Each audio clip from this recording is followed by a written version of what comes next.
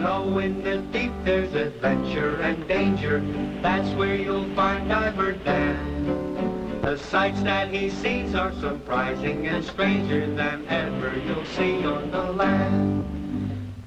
Diver Dan, the tribe of Dan, which are known as the Tuatha De Dannan, if I'm pronouncing that right.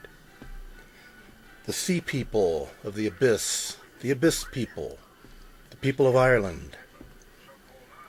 And in this series of books here that I bought in Ireland, fantastic series of books, it's called The History of Ireland by Geoffrey Keating.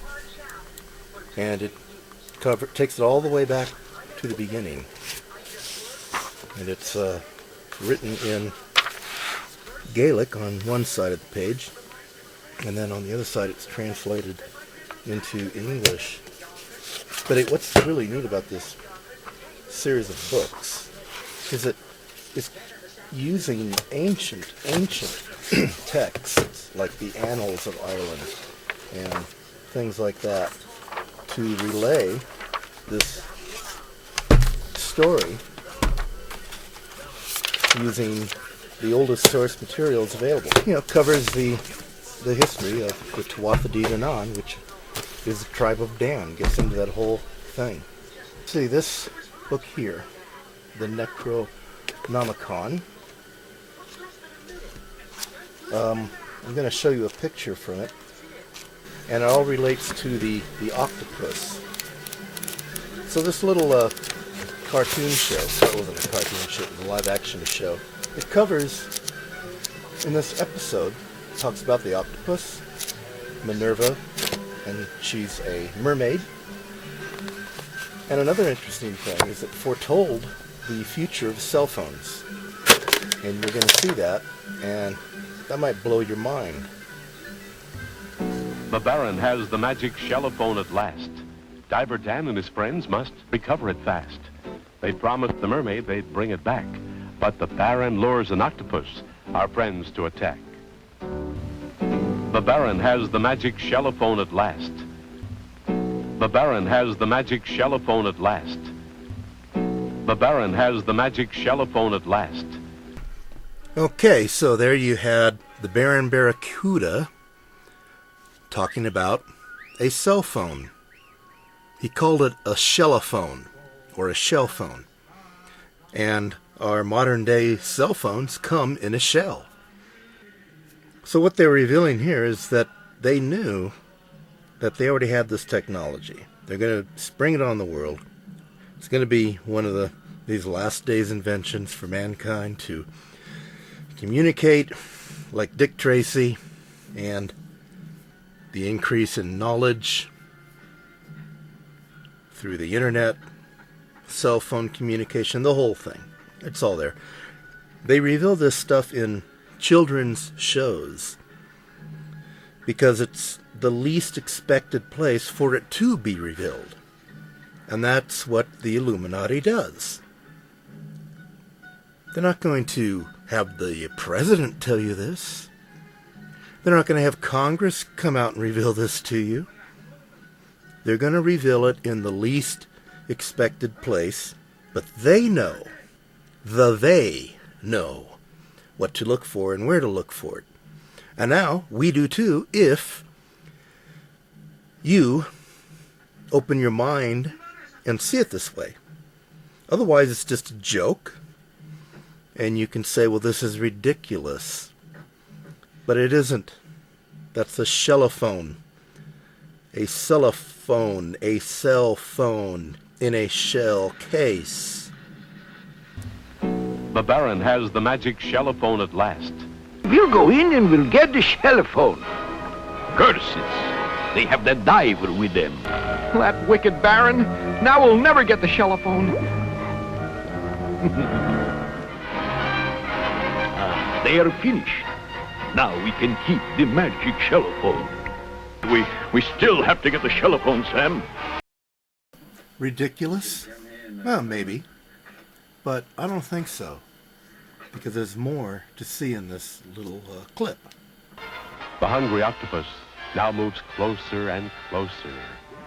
It's the evil scheme of Baron Barracuda. I'd like to be under the sea in an octopus's garden in the shade. Okay, let's move on to Minerva, the androgynous mermaid.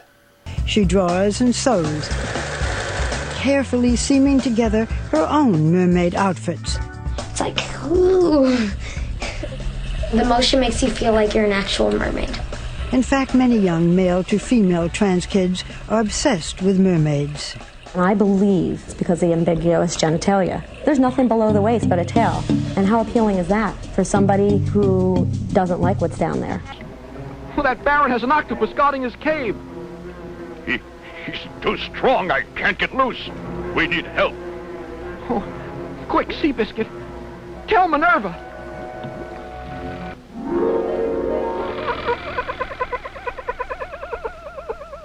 What's that? An octopus? This is a job for Sam, the sawfish. Sam! Yes, Minerva. Hurry! Hurry, Sam! Let's look at this first here. If you, okay, there we go, that's a little better. Minerva. She sprang forth from the mind of Jupiter, fully grown, wearing the armor of a male warrior. Male, that's... Minerva is a goddess, a woman. That's androgynous. Androgynism. In this sense, Minerva represents thought, or more to the point, is thought. Thought externalized. That's interesting. What is externalized thought? Externalized thought is communication through a cell phone.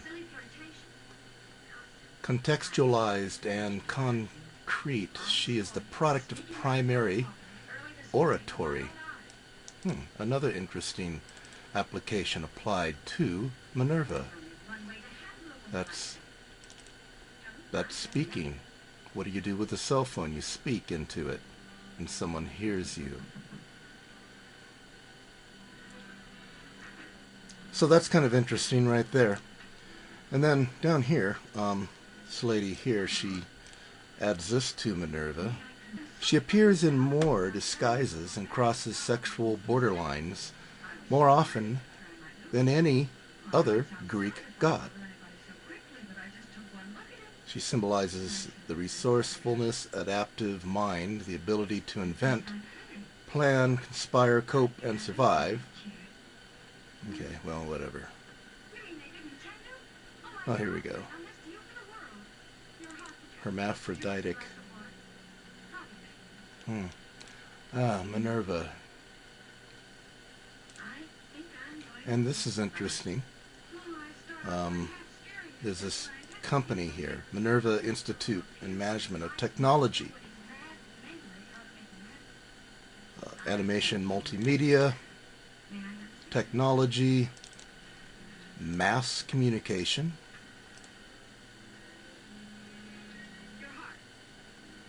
She's on the Seal of California and the Medal of Honor. And that's kind of interesting, isn't it? We've always known that, though, haven't we? Yes. Yes. Yes, we have.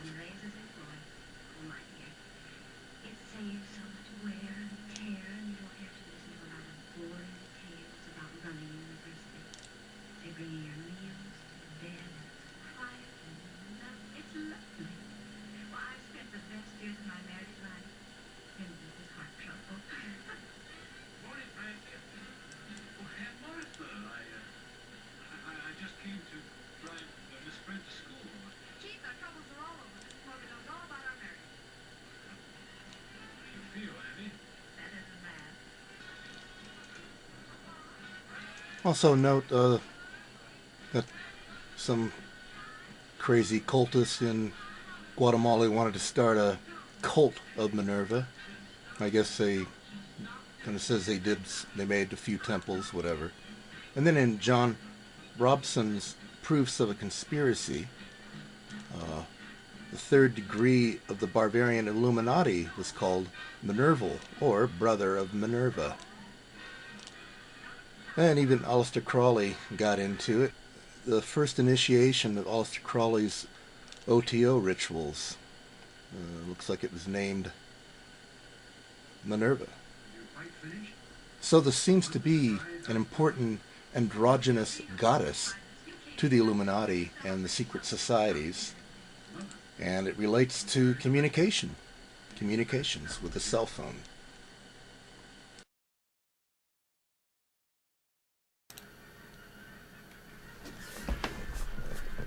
Okay, we're going to focus just a little bit on Dan, the reason why I brought the tribe of Dan, the Tuatha De Dannan, into this in the beginning. So just briefly, let's look at all this. Alright, so here's some passages from the Bible about Dan. Rachel was the original mother of Dan, the actual man Dan. Had to do with judgment, so she named him Dan. Dan, that is, judging.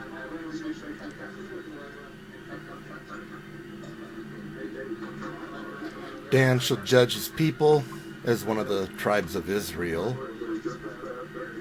So there's judgment again. And Dan's going to judge his people. Dan's going to judge Israel. The tribes of Israel. Dan is a serpent, an adder in the path. Dan is an engraver, a cunning workman, an embroiderer of blue and in purple. Let's try to go back on that one there for just a second. Dan, embroider in blue and purple and in scarlet and fine linen. Well, we all know about the blue and the purple. And the scarlet and the fine linen, that represents the Roman Catholic Church in the book of Revelation, where they parade themselves in scarlet and fine linen and purple. Also, it's in Ireland, where the tribe of Dan, the Tuatha De Dannan, went. It's where they landed.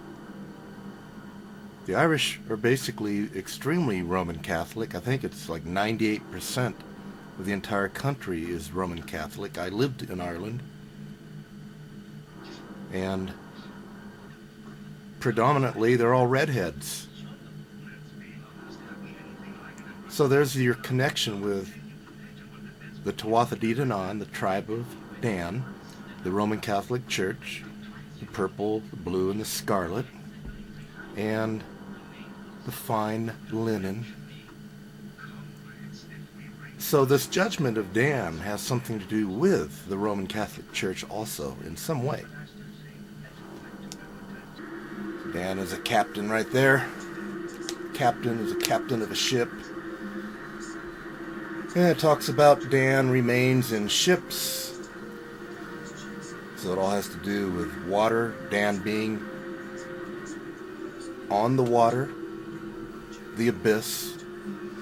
Dan to judge come up from the abyss. Well, it's all water, the seashore. Dan and the ships. Dan, the captain of the ship in the sea people. The Tuatha De Dannan were the sea people, and they are the tribe of Dan. They're on the coasts. That's the sea. They're in ships off the coast. So, yeah, it's Diver Dan. Diver Dan and all the symbolism of judgment. Dan is also the only tribe in Revelation where it talks about the 12 tribes of 144,000 that isn't mentioned as being one of the tribes. So they're like the unmentioned 13th tribe that's going to bring judgment upon Israel and the whole world, because we're in the way. Once again, there's the purple, the blue, and the fine linen. And this interesting passage about 3 gates, or 3 gateways, maybe 3 stargates. But here they are listed: 1 gate of Joseph, 1 gate of Benjamin, and 1 gate of Dan. So Joseph represents Ephraim and Manasseh. And they are Britain and America. The next gateway is that of Benjamin, and that's Jewish, Jew, Israel. And then the last gateway mentioned is Dan. And as we just saw, that's the judgment. That's the Roman Catholic Church, the Tuatha De Dannan, the last day judgment. So what it all means, well, we're all going to find out, because I think this is all really starting to head to this conclusion. Unbelievable, inconceivable, fantastic it will seem, but we'll be the first, the very first, to live such a strange new dream. There will be lost and free on our voyage to the bottom of the sea. On our voyage to the bottom of the sea.